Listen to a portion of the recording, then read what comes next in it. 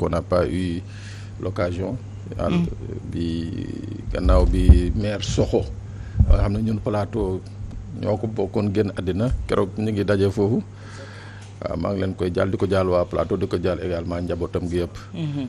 merci Awa. merci beaucoup Pape Sané ñu xuus ci waxtaan wi gis nañu sànq liñ doon xaar ba nit ñi demee ca mbañ gàcce les citoyens dem voté ji dimanche jëm ci élection législative mooy tànn ñi leen di toogal ci pencuma ndaw réew ma résultat yi rot sànq ca 17h bi mu teg la les fanweeri simili Pape yéen ñi faree ci coalition Yewwi Askan Wi naka ngeen koy jàngatee résultat yi suñu demee ba ne Benno am na 82 députés yéen suñu defee seen cumul Yewwi ak Wallu mu yóbbu leen 80 députés est-ce qu'on peut parler de victoire?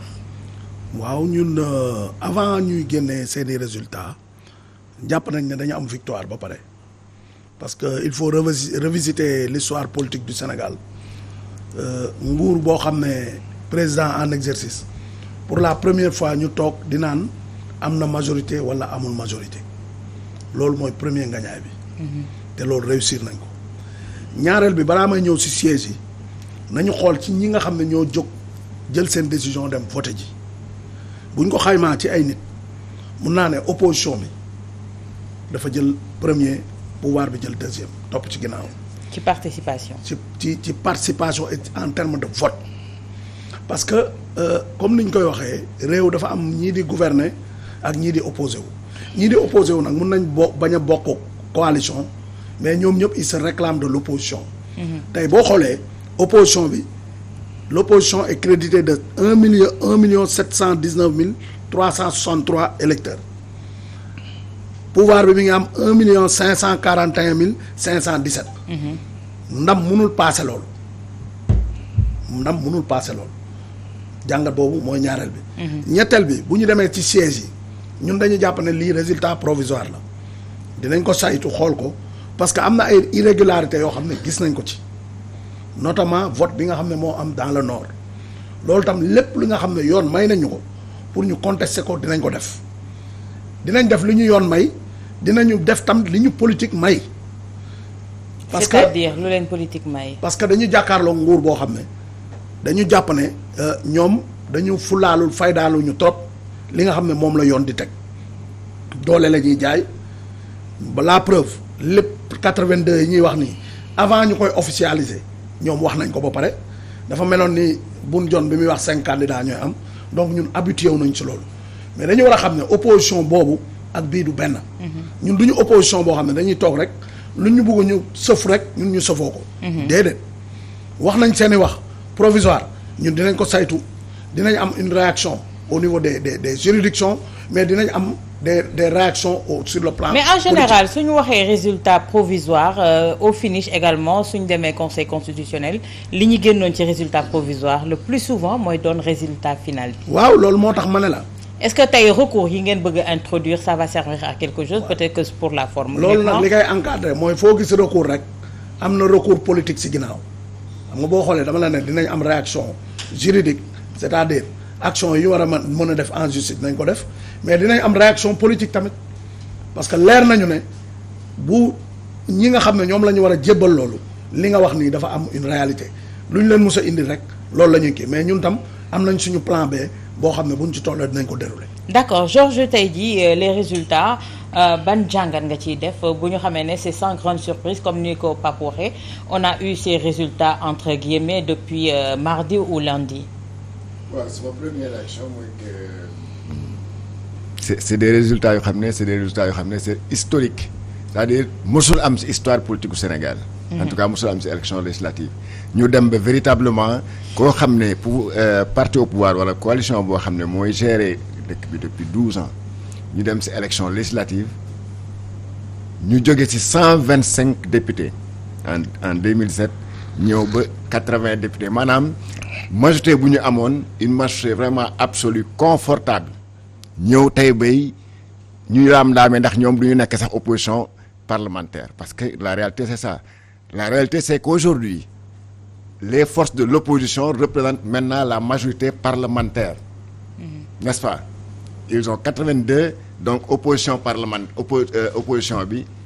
ñu ngi toll actuellement à 83 députés donc ñooy opposition mooy majoritaire fu mu nekk nii à l'Assemblée nationale. et te yaakaar naa ne bu fekkee ne xam nga bu ñu commencé di def élection yi bu ñu commencé di def campagne électorale bi am na ñu bëri bu ñu waxee affiché liste yi am na ñu bëri dañu waxoon ne am na liste yoo xam ne maanaam ay opposants entre guillemets lañu parce que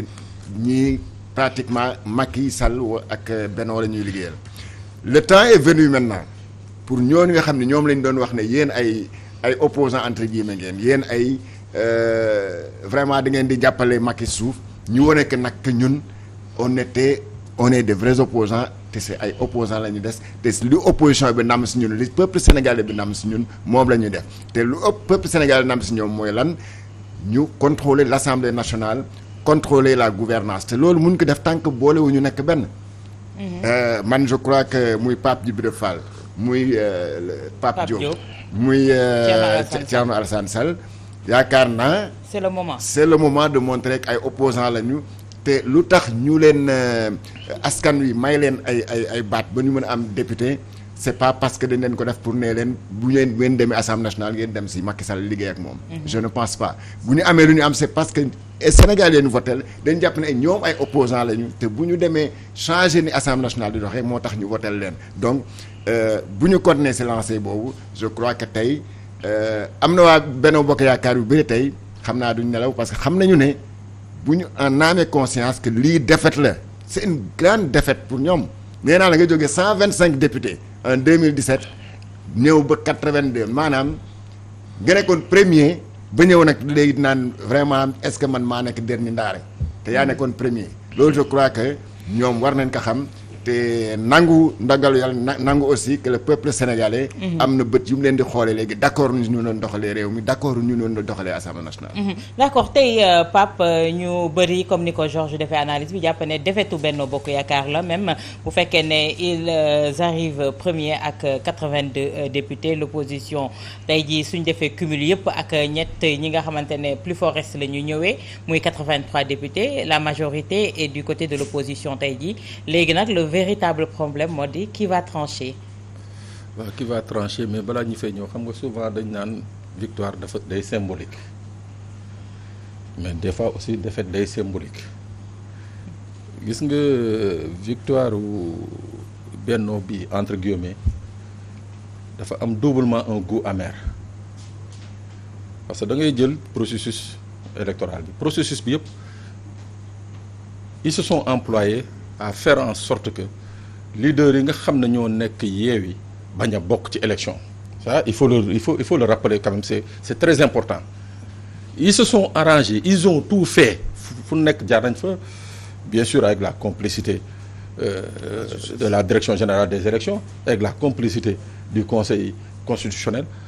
ba parvenir à leur résultat mooy lan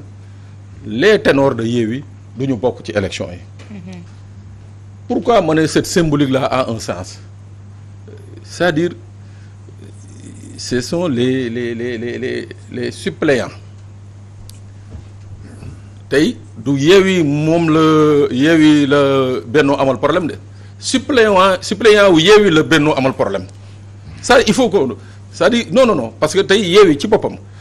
bu ñu gisee les chiffres là yi génn ci urne yi on imagine que bu doon Yewwi dans sa globalité ñoo demoon élection mooy que kon tey di du ñu nekk di wax naan ñoo am deux députés de plus mooy que donc ça aurait été un raz-de-marée politique. mooy benn jàngat bi deuxième jàngat bi mooy lan mooy que après les locales le signal fort bi nga xam ne moom la Sénégalais yi joxoon la lecture ba tey jii lecture bi ci waroon ñoom defuñu ko. damay fàttali sànq ci keppaar gi quand mois de mars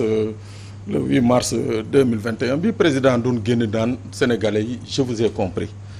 soo xoolee boo bëgg léegi li ci jaar ba ñuy egsi fii mooy que apparemment Macky Sall n'a pas compris non n'a pas compris ce qui s'est passé en mars n'a pas compris le message bi nga xam ne moom la sénégalais yi lancé n'a pas compris également les résultats issus des urnes lors des locales de janvier dernier parce que je crois que bu ñu ko jàngatoon sérieusement waroon nañu dem ci élection yi ak beneen état d'esprit lu dul état d'esprit bi ñu demee parce que dañu dem dans un état d'esprit bi nga xam ne Georges mu ngi koy fàttali démb mooy seen tableau boobu ñu doon peinture chocolat et tout daf ci ay pointillés verts di wane ni que ñoom ñoo gagné c'est-à-dire ils ont pris ce que j'appelais une victoire entre guillemets géographique pour beaucoup ko imposer comme une victoire politique. Aujourd'hui la réalité politique moo ñëw redéfinir exactement le jeu. Le jeu c'est quoi? Mooy que même avec 82 députés ceux-là de Benno ils ne devraient pas être fiers d'eux. C'est-à-dire même avec 82 députés ils ne devraient pas être fiers d'eux. Mooy que tey jii ils ont la chance historiquement ñi nekk Benno dugg ci histoire du Sénégal en quoi faisant mooy assemblée ñu débrider ko bàyyi le rôle de l'assemblée dérouler wu normalement, que les députés puissent fonctionner, puissent également faire leur travail comme ni leen ko constitution joxe. D'accord tey Pape bu fekkee ne yéen au niveau de Dakar Plateau déjoué ngeen les transferts d'électeurs et autres mais ça n'a pas été le cas fi nga xamante ne moom moo di Podor tey seen mandataire national li mu doon ñaan mooy requête bi mu doon laajte moo di ne ñu may leen ñu contrôler les cartons parce que daf ci am PV yoo xamante ne sans signature de mandataire wala ñoo xamante ne ñoo siégé woon même également de président de bureau yooyu yëpp ñëw bañal leen ko et pourtant vous êtes satisfait ci résultat bi nga xamante ne tey moom ngeen am. waaw on est satisfait globalement mais ci ko boor boobu amuñu ci satisfaction parce que nag li nga xam ne moom la ñu yoon may moom la ñu demoon def tey ñu tere ñu ko te yoon moo ñu may loolu code bi moo may loolu mais am nañ si ñun tam part de responsabilité parce que comme li olof di wax naam ne fa. balaa nga ne naam ne fa loolu li amoon élection yi passé ci présidentielle bi nga gis ko ay score à la soviétique yoo xam ne amul fenn waroon na tax ñun ñu jël suñu ay dispositions mettre les bouchées doubles ba foofu waruñu fa sax am benn représentant ay représentant lañ fa war a am. muy benn dama koy méngaleeg ñun Dakar Plateau dañu ne woon maire bi fa nekk kenn mënu ko gagner parce que dafa am un stock de 3000 électeurs yoo xam ne hors de Dakar la ñuy jóge ñëw di voter Dakar Plateau c'est la seule commune où le nombre de votants ou le nombre d'électeurs est supérieur à la population. xam nga loolu c'est inédit. nit nag am na loo xam ne bu ñu la ko waxee ñu ne lii moo lay gagner mu gagner la benn yoon ñaari yoon bu ñu la gagner waatee ci loolu sa ñàkkum fayda la. moo tax ñun ñu jël suñu ay dispositions keroog ku ñëw Dakar Plateau xam nga ne vote bi midi ba 17h ci ay conditions yu metti lañ ko defee jàmmaarloo bu metti pour xeex ñi nga xam ne dëkkuñu fa pour ñu dem a voter te résultat bi gis nañ ko ndax ki ñu ne woon kenn mënuñ koo gagner ñun gagner nañ ko. donc li may wax mooy résultat yi dafa provisoire dem nañ pour def suñu droit bañ nañ ko nañu delluwaat parce que am na yeneen juridiction yu war a saisir dossiers yi nañu ko ne loolu mais parallèlement ak loolu y a une comme li ñuy wax aspect kenn du ko weer am na tamit benn plan politique parce que ñoom politique rek la ñuy def boo gisee li ñuy def ni yëpp pour politique xool nan la ñuy def pour fexe jël ñaar ñetti député ba am benn majorité taxawee ne ñun tam nañu ut ay pexe politique te pexe politique yooyu xam nañ ko mën nañ ko te jàngat nañ ko préparé nañ ko te incha allah bu ñu si tollee ces moyens politiques là on va les mettre en œuvre. mais tey pexe politique gis nañ ci local yi ba ngeen gañee seen ay maire ba pare ñoom jaar nañu si suuf defi pexe politique ba ñooñu mu def ko seen moomeel tey fi mu nekk nii ñetti député yi nga xamante ne tey jii nag ñoom ñoo fare ci kujje politique bi taxawee benn boor fi mu nekk nag ku nekk dafa ñu ngi taxaw fi mu nekk nii c'est comme une belle dame boo xamante ne ñëpp a koy courtiser fi mu nekk nii. tey jii. ñooñu seen apport ce sera non négligeable pour avoir la majorité à l'hémicycle. man de lii damay rejoindre Georges si li mu wax xam nga tolloon nañ fi ay temps ñu bëri di comme li ñuy wax ñu lay tam dëmm ngay soccoo yeelu leer ñoom seen bopp ñoo taxawoon ku ci nekk taxaw ne man ñi ngi may jiiñ ne nguur gi moo ma financé mais loolu amul nit ki nag du ni mu waxee ni mu jëfee rek la l'occasion se présente pour ñoom muy Pape Djibril Fall di Thierno Alassane Sall di Pape Diop. l'occasion se présente ñu won Sénégalais yi ndax ñoom opposition lañ bokk wala pouvoir lañ bokk soxlawul courtiser te li valable pour ñoom ñett ñooñu moo valable tamit pour député yi nga xam ne ñiy bees ñiy ñëw. nekk yeewi ak wàllu. yeewi ak wàllu ay nit lañu am xel am xalaat xool nañ si yan condition lañ leen indee si ban contexte lañ leen indee ku ci nekk da nga war a am sa conscience parce que tey dépassé nañu dañu war a dépasser député nit député Macky Sall député Sonko député lii non non dañu war a nekk les députés du peuple et puis man beneen jàngat bi ma def ci affaire yi mooy muy comme li tubaab di wax à toute chose malheur est bon su ma nekkoon ci nguur gi damay jàpp ne lii ngëneel la parce que fu ñu demee ba tegal la situation bu mel nii daf la war a mun a permettre nga xam ne yow fi mu ne nii war a toog foncé da nga war a toog ànd ak dal ànd ak xel xam-xamu politique nag bu Macky Sall bi ñuy vanté wu ne dafa am xam-xamu politique fii la ko war a wone pour xool nu muy waxtaan ak nit yi ñu teg benn assemblée bu pacifié boo xam ne intérêt Sénégal exclusivement moo ko tax a jóg. ñu dox si loolu et puis